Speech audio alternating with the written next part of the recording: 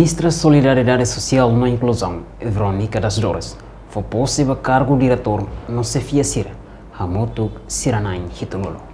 Cerimônia tomada posse ba cargo direções no Cefia Sirane realiza iha salão MSC kaikoli quinta-feira lorong hitu fulan março tinen rihun roro no Loresinha. Ministra Solidariedade Social e Inclusão, Veronica das Dores, o subdiretor no Cefia Siranebe foi em cima possene a tu serviço de transparência, honestidade no profissional.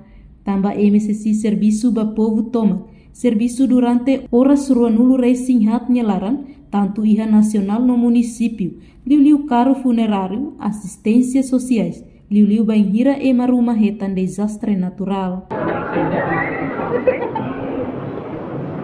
A minha mensagem é uma direita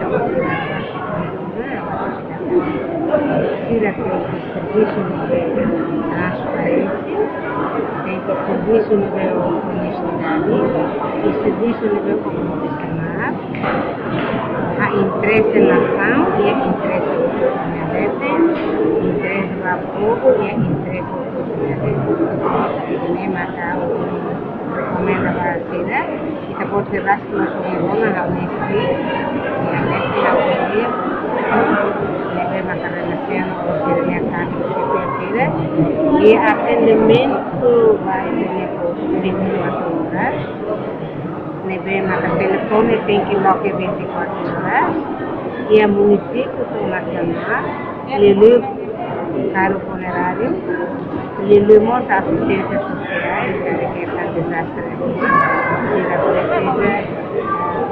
tem que esforço para deixar o atendimento que a mais ou menos estamos Enquanto Husi Siranain hitunulu nebe simu posene, mai Husi município sanulu resinrua, la inclui Rayawa, no Husi município Ida, diretor Ida, sefi departamento Rua, neba primeira fase.